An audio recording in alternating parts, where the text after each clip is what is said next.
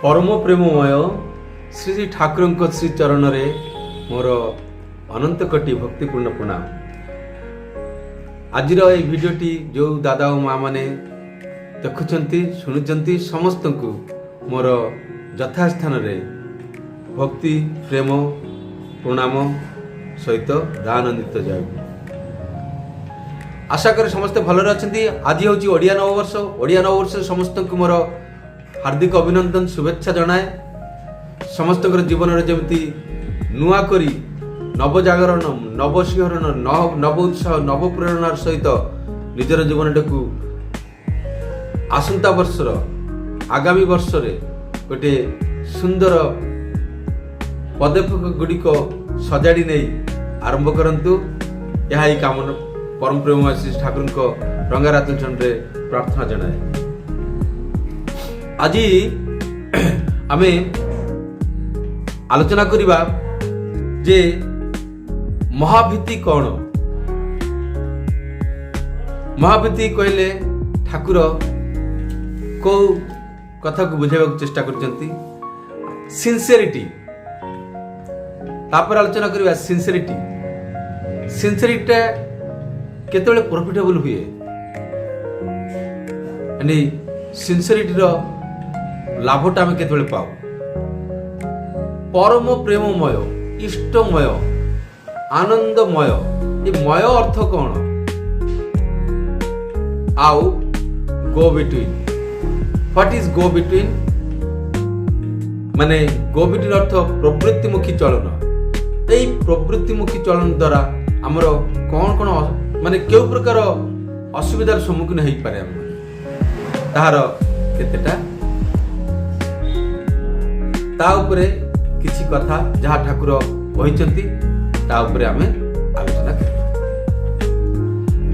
तो आलोचना जीवा पूर्व समस्त को मोर गोटे अनुरोध प्रतिथर करे तो समस्त भाई परंती ये सब्सक्राइब पाइबार लोभरे एमती कहउचंती। हाँ लोभ टिके अच्छी एटा वास्तव कथा कपटता करिविनी आउ एटा मध्य अच्छी मोर मुख्य उद्देश्य अच्छी मु जहाँ बुझी पारची मु समस्त को सामने व्यक्त करिवि एवं क्षेत्र जदि कहार किछि उपकार हुए सेवा हुए सेथिरे ही मोर कृतार्थता परम कृतार्थता। तो आसंतु मु मोर बोध सहित ठाकुर को बोध सहित कथा सहित केतिकी आमे एकमत होउचु। ठाकुरंकर कहवा अनुसार आमे ठीक सही भाव में भावुचु एवं करबा पाई चेष्टा करचु। एइटा ही सबटु बड़ जिनिस जमिति आमे प्रतिदिन कहि थाउ मु अकृति मु अमानी मु निरलस मु एई जो सतन का पाठ करू ए पाठ करिवार उद्देश्य कौन जे एमती कहू कहू दिने आमे यार वास्तव बा प्रकृत अवस्था रे जाई परिबु। आमे मु अक्रोधी यह कहीदेली तार अर्थ यार अर्थ या नुह जे मु केबे रागे नहीं। एटा भाविबाक पड़िबो हृदयंगम करिबाक पड़िबो एवं चेष्टा करिबाक पड़िबो जे मु अक्रोधी कहूची ता अर्थ जे काली मु रागी गले केही मते कहिदेबे हे प्रतिदिन कहूची अक्रोधी आ कोन एमती एटा मिछ कथा कहूचू फालतू तू तो अक्रोधी नु काई कहूचू नाही एमिति किया कथा नुह। जदि भी किए कहते सी से गुरु रूप में मत आसिक सावधान कर तू प्रतिदिन मु अक्रोधी कहूँ ता अर्थ तुते अक्रोधी हवा को चेष्टा करने पड़ो अक्रोधी हवा को पड़ो ही। तो आम जब प्रतिदिन कहबू करू ठाकुर सामने अनुभव करी कहबू हेले सेटा आम भितर गुंथि हो जाए आमर सबकॉन्शियस माइंड रे सेटा रही जाए एवं से अनुसार आम काम करने को आरंभ करे जिते सेटा प्रोसेसिंग हुए। तो तेणुक जाजन बा ठाकुर कथा कहवा रे कहार किछि लाभ हब कि नाही सेटा तो परर कथा निश्चित भाव हब निजर उपकारटी हब। तेणुक आपण मैंने जाजन करतु ए जाजन अंशग्रहण शुणिले कहले सबुथिरे जाजन हुए। तो मोर जाजन जदि आपको भल लगे निश्चित भाव सब्सक्राइब करेंगे संपूर्ण वीडियोटी देखिए हेले ही सब किसी बुझीपारे। ठीक अच्छे तो आसंत आलोचना भितर पशुची मु এই কথাଗୁଡ଼ିକ ଦ୍ୱିପକ୍ଷୀ ବହିର 2 ମେ 1953 এই ତାରିଖରୁ ଯେଉଁ ଠାକୁର ଆଲୋଚନା କରିଛନ୍ତି କହିଛନ୍ତି କଥୋପକଥନ ମାଧ୍ୟମରେ ସେଇଥିରୁ ନେଇକରି ପାଠଟା ଆଲୋଚନା କରୁଛି। What is sincerity? ଯଜନ ଯାଜନ ଇଷ୍ଟବୃତ୍ତି କ'ଣ? ଶ୍ରୀ ଶ୍ରୀ ଠାକୁର ସେଦିନ ଜ୍ୟୋତି ଆଶ୍ରମ ବାରଣ୍ଡାରେ ବସିଛନ୍ତି, କଥାବାର୍ତ୍ତା ଚାଲିଛି। ଶ୍ରୀ ଠାକୁର କହୁଛନ୍ତି এই ଯେଉଁ ଅଛି ଯଜନ ଯାଜନ ଇଷ୍ଟବୃତ୍ତି କରିଲେ କାଟେ ମହାଭୀତି। ମହାଭୀତି ଅର୍ଥ ସମସ୍ତେ ଧରି ନିଅନ୍ତି ଯେ ମୃତ୍ୟୁ ଭୟ, ତେଣୁ ସେଇଠି ତାକୁ ପରିବର୍ତ୍ତନ କରି କହିବାକୁ ପଡ଼ିବ ଯେ ବହୁତ ଭୀତି, ବହୁତ ଭୀତି। ଯଜନ ଯାଜନ ଇଷ୍ଟବୃତ୍ତି କରିଲେ କାଟେ ବହୁତ ଭୀତି। ବହୁତ ଭୀତି, ବହୁ ଭୀତି। ଏବେ ପ୍ରଶ୍ନ ହେଲା ମହାଭୀତି ମାନେ କ'ଣ? ଶ୍ରୀ ଠାକୁର ମହାଭୀତି ଅର୍ଥ ବଡ଼ ବଡ଼ ବିପଦ, ଡେଞ୍ଜର, ବୋମା ପଡ଼ିବା, ବୋମା ସମା ଯେଉଁ ପଡ଼ୁଛି ଏଇଭଳିଆ। ସେଇଠି ପୁଣି ପ୍ରଶ୍ନ ହେଲା ଆକ୍ସିଡେଣ୍ଟ, ଦୈବ ଦୁର୍ଘଟନା, ଏଗୁଡ଼ିକ କ'ଣ ଏଇ ପର୍ଯ୍ୟାୟରେ ପଡ଼େ? ଏହି ଶ୍ରେଣୀର ବହୁତ ଭୀତି ଭିତରେ ପଡ଼ିବ? ଶ୍ରୀ ଠାକୁର ସମ୍ମତି ସୂଚକ ଭାବରେ ମୁଣ୍ଡ ହଲାଇଲେ। ସଚିନ୍ଦା ପୁଣି ପଚାରୁଛନ୍ତି, ସଚିନ୍ଦା ନିଜର ପୁଅର ଅକାଳ ମୃତ୍ୟୁ କଥା କହି ଶ୍ରୀ ଠାକୁରଙ୍କ ପାଖରେ ବସିଛନ୍ତି। ଆଉ ତାପରେ କହିଲେ କର୍ମଫଳ କ'ଣ ଅମୋଘ? ଶ୍ରୀ ଠାକୁର ଯେଉଁ କର୍ମ ଆମେ କରୁ ତାହାର ଫଳ ଭୋଗ କରିବାକୁ ହିଁ ପଡ଼େ। ଯେମିତି ଅନେକ ମ୍ୟାଜିକ୍ ଦେଖାନ୍ତି, ମ୍ୟାଜିକ୍ ଦେଖାଇଲା ବେଳକୁ ସେମାନେ କାଞ୍ଚ ଖାଇଦିଏ, ନାଇଟ୍ରିକ୍ ଏସିଡ୍ ଖାଇଦିଏ। ଖାଇଲେ କ'ଣ ହେବ? ଖାଇବାର ଯେଉଁ କ୍ରିୟା ତାହା ତ ହେବ ହିଁ। ସଚିନ୍ଦା ପୁଣି କହୁଛନ୍ତି ଯେତେବେଳେ ମୋର କର୍ମଫଳ ଭୋଗିବାର ସମୟ ଆସେ ସେତେବେଳେ ଆପଣଙ୍କ କଥା ମୁଁ ଶୁଣୁନାହିଁ। ସେତେବେଳେ ଠାକୁର କହୁଛନ୍ତି ତା ଅର୍ଥ ଆପଣ ଭକ୍ତ ନୁହଁ, ଆପଣ ଭକ୍ତ ନୁହନ୍ତି। ଯେଉଁ ଭକ୍ତି ସମ୍ପୂର୍ଣ୍ଣ ଭାବେ ସେଇଥିରେ, ଯାହା ପ୍ରତି ଭକ୍ତି ଅଛି ସେଥିରେ ଅନୁରକ୍ତ ରୁହେ, ତାହାକୁ କରେ, ଅନୁରକ୍ତ ହୋଇ ସେଇଭଳି ଭାବରେ କରେ, ସିନ୍ସିୟରିଟି ସେତେବେଳେ ତାହାକୁ କୁହାଯିବ। ସିନ୍ସିୟରିଟିକୁ ଯଦି ପ୍ରଫିଟେବଲ୍ ନ କରିପାରେ ତାହେଲେ ହୁଏ ନାହିଁ। ଅର୍ଥାତ୍ ସିନ୍ସିୟରିଟିଟା, ଐକାନ୍ତିକତାକୁ ଯଦି ଆମେ ପ୍ରଫିଟେବଲ୍ ନ କରିପାରେ, ଅର୍ଥାତ୍ ବାସ୍ତବରେ ଐକାନ୍ତିକତାଟା ଆମେ ବାସ୍ତବ ଜୀବନରେ ଯଦି ନ ଆସେ, ଅର୍ଥାତ୍ ଆମର କରିବା ଭିତରେ ଯଦି ସେଇ ଐକାନ୍ତିକତା ନ ଆସେ ତାହେଲେ ହୁଏ ନାହିଁ। ଯେମିତି এই ଐକାନ୍ତିକତା କଥାଟା କହିବା ପାଇଁ, ବୁଝାଇବା ପାଇଁ ମୁଁ ଠାକୁରଙ୍କର ଗୋଟିଏ ଘଟଣା କହିବି। ଥରେ ମାତା ମନମୋହିନୀ ଦେବୀ ଠାକୁରଙ୍କୁ 2ଟା ଟଙ୍କା ଦେଲେ, 2ଟା କଞ୍ଚା ଟଙ୍କା କଏନ୍। ମା ଠାକୁରଙ୍କର ଗୋଟିଏ ହାତରେ ଗୋଟିଏ କଏନ୍ ଦେଲେ, ଆଉ ଗୋଟିଏ ହାତରେ 2ଟା, ଗୋଟିଏ ଗୋଟିଏ। ଏଇ ହାତରେ କଏନ୍ଟା ଦେଇକି କହିଲେ ଏଇ ଟଙ୍କା ଦେଇକି ହଳଦୀ ଆଣିବୁ, ଆଉ ଏଇ ଟଙ୍କାଟା ଦେଇକି ଜିରା ଆଣିବୁ। ସେ ଏମିତି 2 ହାତକୁ ଏମିତି ଧରିକିରି ମନେ ପକାଇ ଯାଉଛନ୍ତି ଯେ ଏଇ ହାତରେ ହଳଦୀ ଆଉ ଏଇ ହାତରେ ଜିରା, ମାନେ ଏଇ ହାତରେ ଟଙ୍କା ଦେଇକି ହଳଦୀ କିଣିବି, ଏଇ ହାତରେ ଟଙ୍କା ଦେଇକି ଜିରା କିଣିବି। ଏମିତି ହେଇକିରି ତାଙ୍କେ ଯାଉଥିଲେ। ଯାଉ ଦୋକାନୀ ସାମ୍ନାରେ ଗଲେ।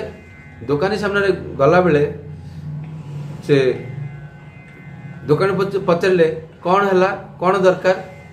ସେ କହିଲେ ନାହିଁ ଏଇ ଟଙ୍କାରେ ତମେ ହଳଦୀ ଦେବ କହିକି ବଢ଼େଇ ଦେଲେ, ଆଉ ଏଇ ଟଙ୍କାରେ ଆପଣ ଜିରା ଦେବେ। ହେଲା 2ଟି ଜାଗା ତ ଟଙ୍କାଟେ, 2 ଟଙ୍କା ତ ମୋଟ ଧରିଛ। ଯେଉଁ ଟଙ୍କା ଦେଇକି ମଧ୍ୟ ତମେ କେଉଁ ଟଙ୍କା ଦେଇକି ମଧ୍ୟ ହଳଦୀ ଟଙ୍କା କର, ଜିରା ଟଙ୍କା କର, ନେଇପାର। କହିଲେ ନାହିଁ, ମା କହିଛନ୍ତି ଏଇ ଟଙ୍କାଟା ଦେଇକି ହଳଦୀ ନେବାକୁ, आउ एई टंकाटा देकी जीरा नेबाकू तेणु आपण सेमिति ही करंतु मांकर एई टंकाटा देकी हळदी दियंतु एई टंकाटा देकी जीरा दियंतु तेबे कथाटा साधारण अति साधारण कथा एई अति साधारण भितर एबनॉर्मली नॉर्मली एबनॉर्मल अति सामान्य भितर असामान्यता लुचि रही यहाँ कह सिंसियरिटी किपरि ना जो टंका देकरी जहाँ किनिबा पे किंतु सेई टंका सेइथि ही व्यय हबो से कॉइन रो मूल्य एका ही पारे किंतु से कॉइन टा सेइटा ही एमिति भावरे जदि आमे ठाकुरଙ୍କର आदेश निर्देश जो स्थान रे जपरी करबा पई कहछथि ताकु जदि आमे ठीक ठीक भावरे सेमति न करू हेले हमर अनुरक्त आमे अनुरक्त नुह ऐकांतिकता हमर रहिलानी ऐकांतिकता कोठी जे माँ जेमिति कहिचंती ठीक सेमिति ताठु उल्टा किछि मते करिवार नाही सेथिरे कोनसी बुद्धि खटाइबार नाही ठीक माँ जति कहिचंती जहाँ कहते सेटा को ही परिपूर्ण भाव में सेति करवा सेटा ही सिंसियरिटी सेतेबेले प्रॉफिटेबल हुए जेतेबेले ठीक सही भाव करू सेतेबेले सचिन दा आउ थे प्रश्न पचारचंती तुमे मय अर्थ कौन तुममय तुमेमय अर्थात सचिन दास श्री ठाकुर को पचारचंती अर्थात ठाकुर होचंती आमर इष्ट परम प्रेममय हेले इष्टमय अर्थ कौन सेतबे ठाकुर कहते मय माने होची जे मोर समस्त प्रवृत्ति गुड़िक से अनुरक्त हब कौन हब तो तुमीमय तुमीरे तुमेरे अर्थात इष्टरे प्रीतिटा किंतु सौजन्य नुह टाण प्रीतिटा हूँ प्रीति अर्थ प्रेम प्रीति अर्थटा कौन टाण बोले आसक्ति सौजन्यता नुह सौजन्यता अर्थ फॉर्मालिटीज आम जहाँ देखा आमको किए किसी दिले आम थैंक यू किए आसिले बसंतु कौन नेबे कौन सेवा करें युवा गोटे फॉर्मालिटी भितर आसी जाऊँ किंतु टाण सेतेबेले किंतु पचारिबनी जदि मोर वास्तव में कौन लोक प्रति मोर गोटे टाण अच्छी प्रीति अच्छी मुझे कौन करी जन लोक आसिले नाई सी कौठू आसटा जानबू केते दूर आसचंती केतेबेले खाइचंती न खाइ मु किंतु गोटे मुहूर्त भितर ये सब कथा गुड़ाक मो मन भितर हिसाब करनी आउ से भाव में सेवा शुश्रूषा आरंभ कर अर्थ जोठी टाण अच्छी सेठी फॉर्मालिटीज कौन सी आवश्यकता नहीं हाँ आसिले तो बसवाक देवाक पड़िबो ही किंतु जेमिति हमन को किए किसी दिले आम थैंक यू कहूँ थैंक यू कहले पुणी से मेंशन नॉट कहूँ नहीं कि तो एगुड़ा कौन एगुड़ा फॉर्मालिटीज एथिरे टाण बा प्रेमटा ठीक कम रहे जस्ट फॉर्मालिटीज हाय बाय कर तो एमिति जदि हला हेले आमर टाण रहिला पुणी कहते आमर समस्त प्रवृत्ति गुड़िक से अनुरक्त न हेले अर्थात तांको प्रति इंटरेस्टेड तांके जहाँ कहे आमर वृत्ति प्रवृत्ति सबकि द्वारा तांको कथा को पालन करवा सेटा को ही सिंसियरिटी कह आउ से टाण अनुपातिक कर्म और कर्मफल गुड़िक सबू से पथरे ही एडजस्टेड हो आसे अर्थात इष्टंक आदेश अनुसार कहा जदि आमे भल भल पाऊ तेबे तांको पाई कष्ट करी आमे सुख अनुभव करू ठीक इंटरेस्ट जन्म हवा दरकार इंटरेस्ट ग्रो करवा दरकार जेमिति आपणकर पुअर कथा कह जाऊ निया जाऊ से इलेक्ट्रिक शॉक लगिला गोड़े जदि जूता पिंधि था से पादर जदि जूता पिंधि था इलेक्ट्रिक शॉक लगिले से जीवन रे मरी न था बची जाई था तेणु कोरिबाटा ठीक ठीक विन्यस्त है नहीं तार कोरिबाटा ठीक ठीक विन्यस्त माने वेल एडजस्टेड नहीं है नथिला ठीक सिस्टमेटिक वे रही नथिला तेणु करी एमिति अवस्था ସଚିନ୍ଦାଙ୍କର ପୁଅ କିଛି ଦିନ ପୂର୍ବେ ହିଁ ମୃତ୍ୟୁବରଣ କରିଛନ୍ତି ଇଲେକ୍ଟ୍ରିକ୍ ସକ୍ ଲାଗି। ସେଇ ବିଷୟରେ ଠାକୁର କହିଲେ। ସଚିନ୍ଦା ପୁଣି କ'ଣ କହିଲେ, ସେ କାହିଁକି ସାବଧାନ ହେଲା ନାହିଁ? ଶ୍ରୀ ଠାକୁର କହିଛନ୍ତି ହେଇନି, ତାହାର ଅର୍ଥ ସେହି ରକମଟା ଠିକ୍ ନଥିଲା। ସେହି ରକମ ମାନେ ସିନସିୟରିଟିର ରକମ, ଇଣ୍ଟରେଷ୍ଟେଡ୍ ଅନୁରକ୍ତ ହେବାର ରକମଟା ଠିକ୍ ନଥିଲା। ସମସ୍ତ ବୃତ୍ତି ପ୍ରବୃତ୍ତି ଦେଇକି ଆମେ ସେ କାମଟା କରୁନଥିଲା। ତାହା କିପରି ସେଇଟା ମଧ୍ୟ ଠାକୁର କହିଲେ। ସଚିନ୍ଦା ପୁଣି ପଚାରିଲେ, 6 ବର୍ଷ ଧରିକି ସେ କାମ କରୁଛି, ହେଲେ ମଧ୍ୟ ତାର ଏଇଭଳିଆ ଭୁଲ କାହିଁକି ହେଲା? ଆମ୍ଭମାନଙ୍କୁ ଶ୍ରୀ ଠାକୁର 1 କିମ୍ବା 2 କରିକି ଶୌଚ କରିବା କଥା କହିଛନ୍ତି। ମାନେ ଯେଉଁଟା ଆମେ ସଦାଚାରୀ ପାତ୍ର ବ୍ୟବହାର କରୁଛୁ, 1 ଯାଇକି ଆମେ ହାତ ଧୋଉଛୁ, ନାକରେ ହାତ ଦେଇକି ହାତ ଧୋଇବାକୁ କହିଛନ୍ତି। ତ ସେଇଗୁଡ଼ିକ ଆମେ କେତେବେଳେ କରିଥାଉଛୁ, କେତେବେଳେ କରିନଥାଉଛୁ। ହେଲେ ଏଠି କ'ଣ ହେଲା, ମୋର ଐକାନ୍ତିକତା ରହିଲା ନାହିଁ, ସିନସିୟରିଟି କମି ରହିଲା, ଅନୁରକ୍ତ କମ୍ ହେଲି ନ କି? ତ ଏମିତି ଭାବରେ ଆମର ଜୀବନଟା ଆଗରେ ଗଡ଼ି ଚାଲିଛି। ଆଉ ଗଡ଼ୁ ଗଡ଼ୁ ଗଡ଼ୁ ଆଜି ଆମେ ବୃଦ୍ଧାବସ୍ଥାରେ ମଧ୍ୟ ପହଞ୍ଚି ଯାଇଛୁ। ତଥାପି ଆମେ ଠାକୁରଙ୍କର ଦୟା ପାଇପାରିଲୁ। କାହିଁକି? ଏଇ ଐକାନ୍ତିକତାର ଅଭାବ ଥିବା ଯୋଗୁଁ, ସିନସିୟରିଟିର ଅଭାବ ଥିବା ଯୋଗୁଁ। ମୋର ଯଦି ଟାଣ ଭଲ ପାଇବା, ଅନୁରକ୍ତ ହେବାଟା, ଆସକ୍ତିଟା ବେଶୀ ହେଇଥାନ୍ତା ଠାକୁରଙ୍କ ପ୍ରତି, ହେଲେ କେବେ ମଧ୍ୟ ମୁଁ ଆଜି କଲି କାଲି କରିବି ନାହିଁ, ନହେଲେ ବି ଚଳିବ, ଆଉ ଚଳ, ଥରେ 2 ଥର ଚଳିଯିବ। ଏଇ ଯେଉଁ ଭାବନାଟା, এইটা হচ্ছে আমার গোবিট প্রবৃত্তিমুখী চলন। তো এমিতি যেতে দিন পর্যন্ত আম ভিতরে অছি সেতে দিন পর্যন্ত আমি ঠিক ঠিক সিনସିୟର ଠାକୁରଙ୍କ ପ୍ରତି ହେଇପାରିବୁ ନାହିଁ।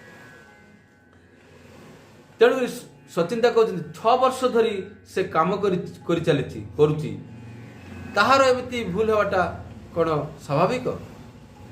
ଶ୍ରୀ ଠାକୁର କହୁଛନ୍ତି ହୁଏତ ହେଇଥାଇପାରେ, ମଝିରେ ମଝିରେ ସେ ଜୁତା ନ ପିନ୍ଧି କାମ କରୁଥିଲା।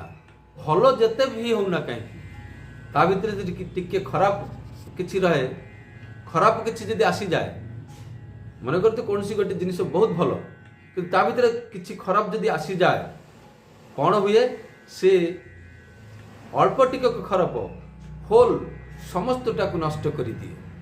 ମୋ ଝିଅ ସାଧନା, ଠାକୁର ନିଜେ କହୁଛନ୍ତି ଯେ ମୋ ଝିଅ ସାଧନା କଥା ତମେ ଜାଣିଥିବ, ତାର ଝିଅ ହେବା ବେଳକୁ ହେବା ପରେ ତାର ସ୍ୱାସ୍ଥ୍ୟଟା ବହୁତ ସୁନ୍ଦର ହେଇଥିଲା, ତାର ଫଟୋ ମଧ୍ୟ ବହୁତ ସୁନ୍ଦର ଥିଲା, ତମେ ଦେଖିଥିବ। ସେହି ସମୟରେ ମୁଁ କହିଲି ଯେ ତାକୁ 5 ବର୍ଷ ଶ୍ୱଶୁର ଘରେ ଯିବାକୁ ଦିଅ ନାହିଁ।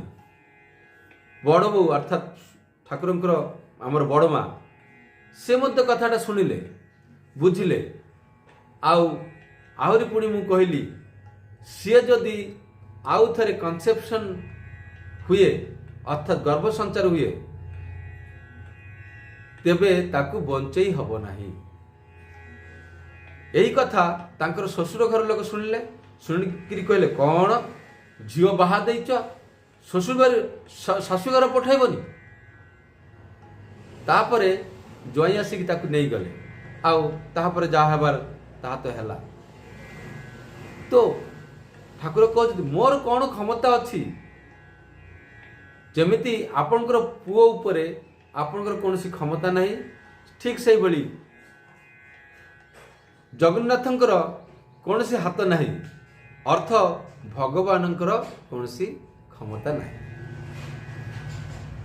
ଟିକେ ପରେ ପୁଣି କହିଲେ ଏମିତି ଜଣେ ଜଣେ ମଣିଷ ଅଛନ୍ତି ଯେଉଁମାନେ କହିଯାଆନ୍ତି, କାନ୍ଦି ଯାଆନ୍ତି, ବଥା ମଧ୍ୟ ପାଆନ୍ତି, ଯେଉଁମାନେ ତାଙ୍କ ପାଏ, ତାଙ୍କ ଅନୁସାରେ କରେ, ସେମିତି ହୁଅନ୍ତି। ଯେଉଁମାନେ କରନ୍ତି ସେମାନେ ପାଆନ୍ତି ଏବଂ ହୁଅନ୍ତି। ଆମ୍ଭେମାନେ ଚରଣ ଧୂଳି ନେଉ, ଚରଣ ରଜ, ଚରଣ ଧୂଳି ନେଉ, ଚରଣ ଧୂଳି ନୁହଁ, ଚଳନ ଧୂଳି ନେବା ଦରକାର। ଆଉ ସେଇ ଚଳନରେ ଚଳିବାକୁ ହବ। ଯଦି ସେଇ ଚଳନରେ ଚଳିପାରୁ ତାହେଲେ ଆମର ଆୟୁ ଯାହା ଅଛି ତାଠୁ ଆହୁରି ବୃଦ୍ଧି ହୋଇଯାଏ। ଶ୍ରୀ ଠାକୁର କହିଲେ ଏଇ କଥା ମଧ୍ୟରେ ଲୁଚି ରହିଛି ବହୁତ କଥା। ଗୋବିଟିନ୍ର କଥା ଲୁଚି ରହିଛି, ସିନସିୟରିଟିର କଥା ରହିଯାଇଛି। ଆଉ ଏଇ ଯେଉଁ କଥାଟି କହିଲେ ଯେ ଅନେକ ମଣିଷ ଆସନ୍ତି, ସେମାନେ କହିଯାଆନ୍ତି, କାନ୍ଦି ଯାଆନ୍ତି, ବଥା ପାଆନ୍ତି ଅର୍ଥାତ୍ ଯନ୍ତ୍ରଣା ପାଆନ୍ତି। ଯେଉଁମାନେ ତାଙ୍କୁ ପାଆନ୍ତି ସେମାନେ ହୁଅନ୍ତି, ଯେଉଁମାନେ କରନ୍ତି ନାହିଁ ସେମାନେ ପାଆନ୍ତି ନାହିଁ। ତ ପରମ ପୁରୁଷ ପରମ ପ୍ରେମମୟ ଅବତାର ପ୍ରୋଫେଟ୍ ପୟଗମ୍ବର ଆମ ଏ ବିଶ୍ୱ ବକ୍ଷରେ କେତେ ରୂପରେ କେତେ ଭାବରେ ଆସିଛନ୍ତି। ସେମାନେ କହିଯାଆନ୍ତି, ଯୀଶୁଖ୍ରୀଷ୍ଟ କହିଛନ୍ତି, କାନ୍ଦିଛନ୍ତି, ଯନ୍ତ୍ରଣା ମଧ୍ୟ ନେଇକି ଯାଇଛନ୍ତି। ଏମିତି ଭାବରେ ସବୁ ଅବତାରରେ ସେ ପରମ ପ୍ରେମ ପୁରୁଷ ଆସନ୍ତି, ପରମ ପିତା ଆସନ୍ତି, କହିଯାଆନ୍ତି। ଯିଏ ଶୁଣନ୍ତି, ଯିଏ ତାଙ୍କୁ ପାଆନ୍ତି ସିଏ ହୁଅନ୍ତି, ଯିଏ ନ ପାଆନ୍ତି ସେ, ଯିଏ କରୁନାହାନ୍ତି ସେ ପାଆନ୍ତି ନାହିଁ, ଯିଏ କରେ ସିଏ ପାଏ। ତ କଥାଟିକୁ ମୁଁ ଆଉ ଲମ୍ବେଇବାକୁ ଚାହେଁନି। ସିନସିୟରିଟିର କଥା ବି ଆଲୋଚନା ହେଇଗଲା। ଆ ଭିତରେ ଠାକୁରଙ୍କ କଥା କଥୋପକଥନ ମଧ୍ୟରେ ମୁଁ ସେ ବିଷୟରେ ଟିକେ ଟିକେ ଆଲୋକପାତ କରିଛି। ଆଶା କରୁଛି ସମସ୍ତେ ବୁଝିପାରିଥିବେ। ତେବେ ହଁ, ବହୁତ ଭୀତି